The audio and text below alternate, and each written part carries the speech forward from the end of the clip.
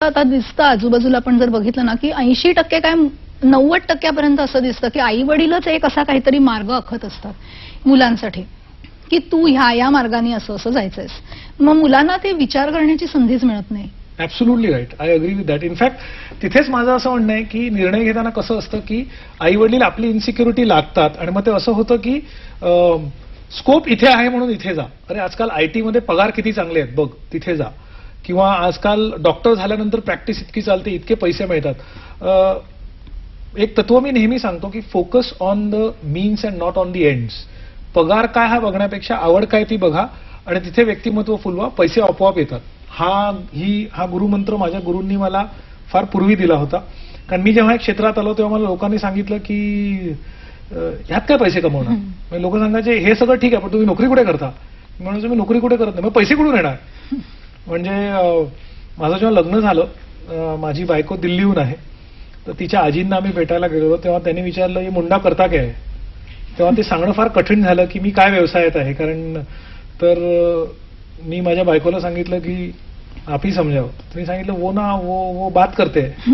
तर त्या म्हणाला बात तो हम भी करते, पैसा कहां से आता है.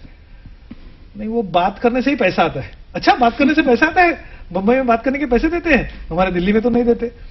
तर अशी वेळ होती की लोकांना हे समजावणं फार कठीण झालेला. व्यवसाय काय होता, मग पैसे कुठून येणार. पण कालांतराने ते आले. सांगण्याचं तात्पर्य किंवा हेतू असा आहे की तुम्ही काहीही करा, स्कोप सगळीकडे. तुम्ही कुठचंही काम मनापासून केलं तर जग पैसे देणार, काळजी करू नका. खरं. आणि आपल्याला माहिती जर असेल की आपण काय करतोय तर मग आपल्याला आपोआपच सोप्या होत जातात गोष्टी. किशोर नगरकर बोलतायत आपल्याशी. नमस्कार. नमस्कार. सचिन तेंडुलकर, त्याच्याकडे कौशल्य पण आहे, त्याच्याकडे आत्मविश्वास पण आहे, पण सेंचुरी मारली की तो आकाशाकडे बघतो. तर यशामध्ये आपला किती भाग असतो आणि नशिबाचा किती भाग असतो. आभारी आहे. ओके, फार छान प्रश्न आहे. आकाशाकडे बघतो कारण मला असं वाटतं की सचिन तेंडुलकर माझ्या माहितीप्रमाणे नेहमी आपल्या वडिलांसाठी आकाशाकडे बघतो किंवा देवाकडे पाहत असेल. मला त्याची अचूक माहिती नाहीये. पण बायबलमध्ये एक रेफरन्स आहे ज्याचा मी इथे उल्लेख करेन. ज्याचं असं म्हटलंय की God has made man after his on image. म्हणजे देवानी माणसाला स्वतःच्या प्रतिमेवरनं घडवलंय. त्याचा अर्थ असा होतो की देवामध्ये जे सगळे गुण आहेत ते सगळे त्यांनी आपल्यामध्ये दिले आहेत. पण ते फुलवणं की न फुलवणं हे आपल्या हातात आहे.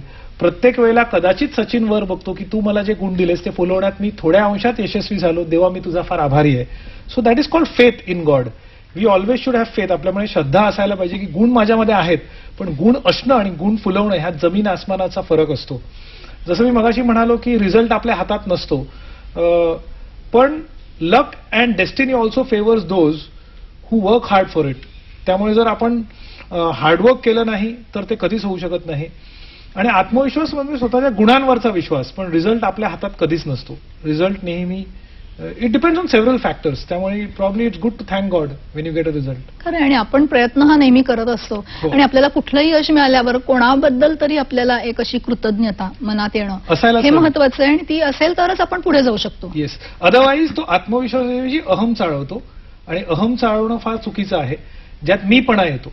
आत्मविश्वासात मीपणा नसतो. आत्मविश्वास म्हणजे माझ्यासमोर एक प्रॉब्लेम आहे, तो सोडण्यासाठी मला उत्तरं शोधायचे, तो शोधणार एवढा विश्वास मला आहे. पण मी सोडवला आणि मी ग्रेट आहे असे विचार आलं की मग त्याला इगो म्हणतात. मग त्याला आत्मविश्वास नाही म्हणतात. प्रगती खुंटते. डेफिनेटली नाही खुंटत नाही, आपण खाली जातो.